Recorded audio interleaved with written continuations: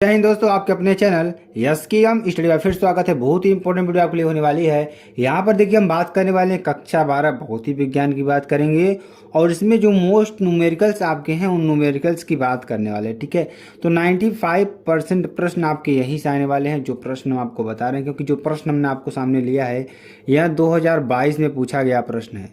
और जब ये 2022 में पूछा गया प्रश्न है तो डेफिनेटली 2023 में जरूर पूछा जाएगा। अगर यह प्रश्न नहीं पूछा जाता तो इसी के आधार पर आपसे प्रश्न पूछे जा सकते हैं।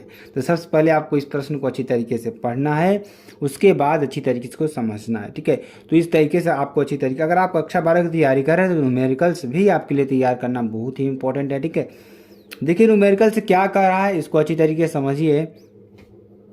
तांबे के 3 तारों के द्रव्यमान, तांबे के कोई 3 तार है, 3 कंडक्टर हैं आपके तांबे के हैं, वो भी जिनके द्रव्यमान 1,3,5 के अनुपात में, उनके द्रव्यमान कितने में अनुपात में है 1,3,5 के अनुपात में, तथा उनकी जो लंबाइयाँ हैं, इनकी लंबाइयों की बात करेंगे तो 5:3:1 के अनुपात में है। ठीक है, कहने का मतलब तांबे के 3 तारों का जो द्रव्यमान है वो 1:3 जो द्रव्यमान है, जो वजन है उनका, देखिए किसी का 1 है तो दूसरे का 3 है तो उसके 5 गुना है तीसरे का। ठीक है, तो इस तरीके से आपको ध्यान देना है। उसके बाद था उनकी लंबाइयाँ उल्टा इसका कर दीजिए 5:3:1। ठीक है, इस तरीके से हो जाएगा कि अनुपात में है तो उनके प्रतिरोधों में क्या अनुपात होगा, तो उनके प्रतिरोधों में अनुपात आपको निकालना होगा। ठीक है, तो चलिए इसको सॉल्व करते हैं थोड़ा और आपको अच्छी तरीके से समझाते हैं। सॉल्व करेंगे, पहले आपको दिया क्या है इसको लिख लीजिए। दिया है या गिवन इज दिया है, क्या दिया है यहाँ पर अगर आप देखेंगे तो पहले द्रव्यमान है तो m1 अनुपाते m2 अनुपाते m3 कितना दिया है यहाँ पर 1:3:5। इतना आपको समझ में आ रहा है कि नहीं समझ में आ रहा है कि जो उनका द्रव्यमान है कितना दिया है 1:3:5। ठीक है, अब देखिए लंबाइयों का अनुपात दिया है तथा दिया है L1 अनुपाते L2 अनुपाते L3। अब इसका अगर अनुपात हम निकालते हैं कितना दिया है, इसका भी अनुपात दिया है 5:3:1। ठीक है, इतना दिया है। अब देखिए हम जानते हैं कि क्या जानते हैं हम क्या जानते हैं R = रो L/A। क्या आ जाएगा रो L/A। अब इसी के आधार पर हम निकालेंगे, अगर निकालना चाहेंगे तो किस तरीके से और यहाँ पर निकाल सकते हैं रो L/M/LD। क्या LD। ठीक है, LD। अभी इसको ऊपर ले जाएंगे तो क्या हो जाएगा रो L²D। ध्यान से देखिए यहाँ पर क्या हो जाएगा रो L²D/M। ठीक, अब इसी फार्मूले पर हम इसको थोड़ा सेटिंग करेंगे। अब यहाँ पे R बराबर इतना हमने निकाल लिया। ठीक है, ए बराबर कितना होता है, अगर हम बात करें तो A बराबर कितना होगा। ठीक है, तो क्षेत्रफल एरिया है, एरिया आपका निकाल सकते हैं। ठीक है, तो इस तरीके से आपका हो जाएगा। अब देखिए यहाँ पर अगर R1 निकालेंगे, R1 की बात करते हैं, अगर R1 हम निकालते हैं, R1 देखिए क्या हो जाएगा, R1 निकालेंगे तो रो L1 का स्क्वायर D/M1। ठीक, यह हो जाएगा। उसके बाद अगर R2 हम निकालेंगे तो रो L2 का स्क्वायर D/M2। अगर R3 हम निकालेंगे तो रो L3 का स्क्वायर D/M3। ठीक है, ये आपका हो जाएगा। 3 समीकरण आपका बना। अब तीनों क्या कर देते हैं हम R1 R2 R3 अनुपात निकाल देंगे इसका, यानी कि R1 अनुपाते R2 अनुपाते R3। अब देखिए ये कितना आने वाला है, इसको भी ध्यान से आप देखेंगे तभी आपको समझ में आएगा। देखेंगे यहाँ पे कितना आएगा, यहाँ पे बराबर करेंगे तो L1 का स्क्वायर/M1। ठीक है, अनुपाते L2 का स्क्वायर/M2 अनुपाते L3 का स्क्वायर/M3। ठीक है, आपका ये हो जाएगा। अब देखिए इसका हम मान रख देंगे, मान जब पुटअप करेंगे तो L1 कितना दिया हुआ है, ध्यान दीजिए 5। L2 कितना दिया है यहाँ पे आप देख सकते हैं, L1 कितना दिया है 5, L2 कितना दिया है 3 और L3 कितना दिया है 1।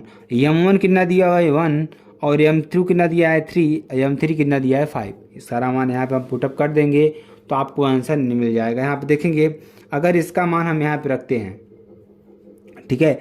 L1 का स्क्वायर यानी 5 का स्क्वायर बटे 5 का स्क्वायर बटे M1 कितना है 1, ठीक है, अनुपाते L2 का स्क्वायर यानी कि 3 का स्क्वायर अपान 3 का स्क्वायर अपान M2 कितना है 3, ठीक है, अनुपात की बात करेंगे तो यहाँ पर क्या हो जाएगा L3 कितना है, L3 है 1 अपान अगर हम यहाँ करेंगे M3 तो कितना हो जाएगा 5, ठीक है। अब यहाँ से हम निकालेंगे एक बार फिर से पुनः तो 25/1 अनुपाते 9/3 अनुपाते 1/5।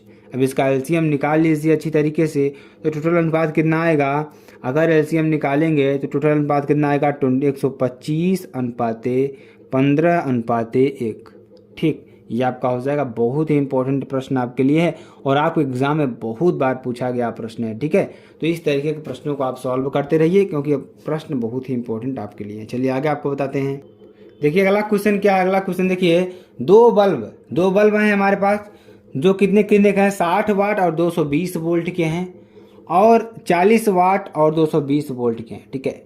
इसमें 220 वोल्ट के मेंस से श्रेणी क्रम में जोड़ा जाता है, तो बल्बों की कुल शक्ति ज्ञात कीजिए, ठीक है। कितने में जोड़ा जाता है 220 वोल्ट के मेंस से श्रेणी क्रम में जोड़ा जाता है, तो बल्बों की कुल शक्ति ज्ञात कीजिए, ठीक है। तो इसकी कुल शक्ति ज्ञात करना है, कैसे निकालेंगे, तो ये आपके लिए चैलेंज की बात है, ठीक है। तो कैसे निकालेंगे ध्यान दीजिएगा। यहाँ पर दो बल्ब हैं 60 वाट और 220 वोल्ट, अब यहाँ पर 40 वाट और 220 वोल्ट के हैं, ठीक है।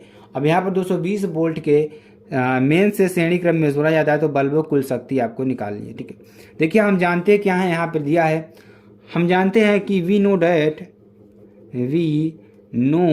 दैट, इसका मतलब हम जानते हैं कि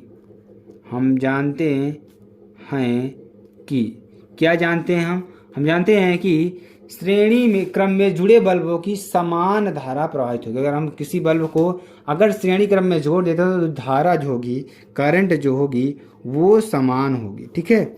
I1 बराबर I2 होगी, सिंपल सी बात है। तो अगर यहाँ पर हम देखेंगे धारा जब समान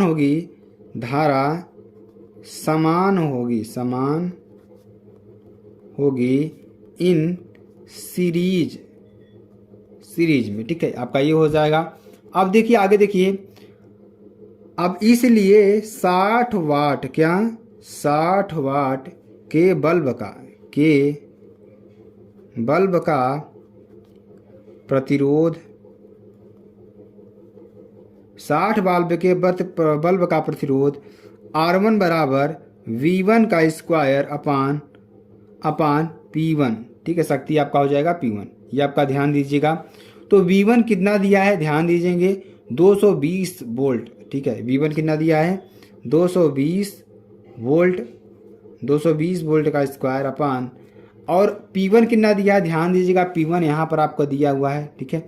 ये P1, ये V1, ये P2 V2, ये हमारा टोटल V होगा, ध्यान दीजिएगा इसको, ठीक है। उसके बाद P1 देखिए हमारा कितना आ रहा है 60, इसको सॉल्व करिए 220 × 220 बटे 60 बराबर 807 ओम, कितना हो जाएगा 807 ओम, आपका ये आंसर हो जाएगा। उसके बाद देखिए तथा हमने 60 वाट का निकाला था, 40 वाट के क्या है 40 वाट के बल्ब का प्रतिरोध, ठीक है। बल्ब का प्रतिरोध निकालेंगे तो क्या हो जाएगा R2 बराबर क्या हो जाएगा V2 का स्क्वायर बटे P2, क्या V2 का स्क्वायर बटे P2। तो R2 बराबर क्या हो जाएगा यहाँ पे 220 का स्क्वायर बटे 40 बराबर क्या हो जाएगा 220 × 220 बटे 40 बराबर क्या हो जाएगा, अगर निकालेंगे तो 1210 ओम, कितना हो जाएगा 1210 ओम, ठीक है। आपका इतना आ जाएगा। अब चलिए थोड़ा आगे और जानते हैं। अगर हम इसके कुल रेजिस्टेंस की बात करें, देखिए जो हमारा R1 और R2 आया सीरीज में है तो इसका फार्मूला होता है R बराबर R1 + R2, ठीक है। अगर ये सीरीज में है तो श्रेणी में होता तो 1/R1 + 1/R2 होता, ठीक है। तो इसका क्या हो जाएगा, अगर इसको सॉल्व करेंगे तो क्या हो जाएगा, यानी कि 807 + 1210 कितना हो जाएगा, टोटल निकालेंगे तो 2017, कितना हो जाएगा 2017 हो जाएगा ओम टोटल निकलेगा, ठीक है। अब देखिए टोटल करंट की बात करेंगे, करंट आई इक्वल टू क्या होता है V/R। तो V कितना है 220 बटे R कितना है 2017, ठीक है। तो इसको सॉल्व करेंगे तो क्या आएगा हमारा, इसको ऐसे ही रखे दिए, ठीक है। अभी हम फॉर्मूला लिखेंगे तो टोटल शक्ति अगर निकालेंगे तो P बराबर क्या होता है V इंटू आई। V का मान कितना है, अगर V का मान लिखेंगे 220, ठीक है, 220 इंटू 220 बटे 2017, आई का मान आया, ठीक है, आई का मान आया। अगर इसको हम सॉल्व करते हैं तो लगभग कितना आएगा हमारा 24 वाट आएगा, कितना आएगा 24 वाट, ठीक है। तो टोटल आपका आंसर कितना हो जाएगा, P बराबर टोटल शक्ति बराबर कितना हो जाएगा 24 वाट, ठीक है, 24 वाट हो जाएगा, जो कि बहुत ही इंपॉर्टेंट है आपके लिए। अगर स्टूडेंट्स अगर आपको वीडियो पसंद आती है आप चैनल को लाइक शेयर कमेंट सब्सक्राइब जरूर कर सकते हैं। फिर मिलते हैं नेक्स्ट वीडियो में नए टॉपिक के साथ, तब तक के लिए जय हिंद जय भारत।